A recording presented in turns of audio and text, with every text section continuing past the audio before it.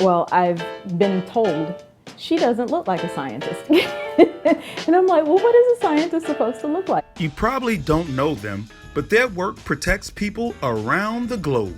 Maia Green, toxicologist. And you are affiliated with ExxonMobil Biomedical Sciences. In 2021, I am the president of the Middle Atlantic Reproduction and Teratology Society. And then there's Elise Lewis, and I am the Senior Director of Toxicology at Charles River Laboratories. Currently, I am the President for the Society for Birth Defects Research and Prevention, and I am the first African American to be in the presidential line of that organization. I'm also the President-elect for the Association for Women in Science Philadelphia chapter. both Dr. Lewis and Dr. Green specialize in developmental and reproductive toxicology.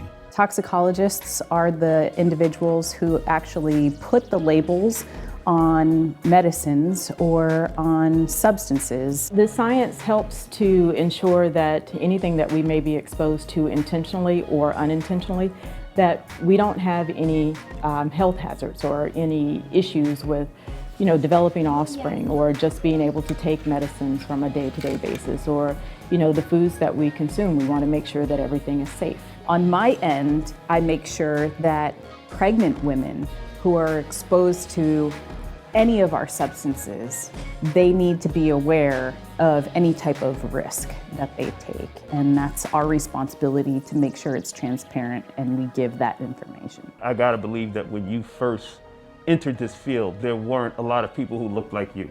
Correct. I've been in few, I've been the first in many avenues of my life, especially within the scientific field that I'm in. I'm focusing primarily on reproductive and developmental toxicology, which is a specialty of toxicology. So, very rarely will you see women of minority descent in this particular field, but I think that over time, I've started to see more and more. Both doctors stress the value of having quality mentors. So my high school teacher, I had a genetics course and she was just amazing and I got an A in it and I was like, hey, I think I'm good at this. And I don't think educators realize how influential they are in their students' lives and supporting them, especially being a female teacher who's really good at math or science. You don't understand how much that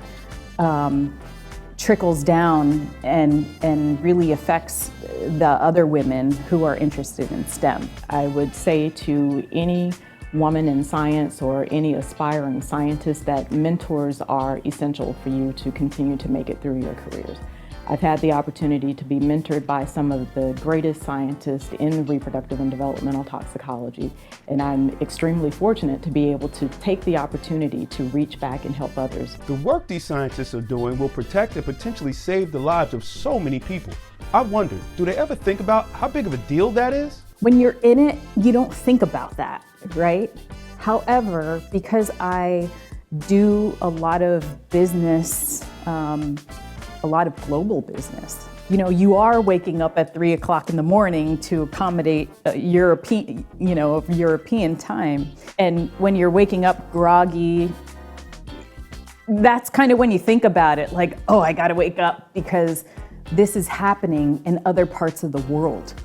And you are a subject matter expert for somewhere else, in another part of the world. You see the commercial running on TV and you realize that you were the one that helped to lead and oversee some of the research associated with that product that's being advertised. It brings a smile to my face knowing that the group of technicians that I work with, the group of other scientists that I've worked with, and the opportunities from the various companies that we've been given to have a part in something that's bigger than us.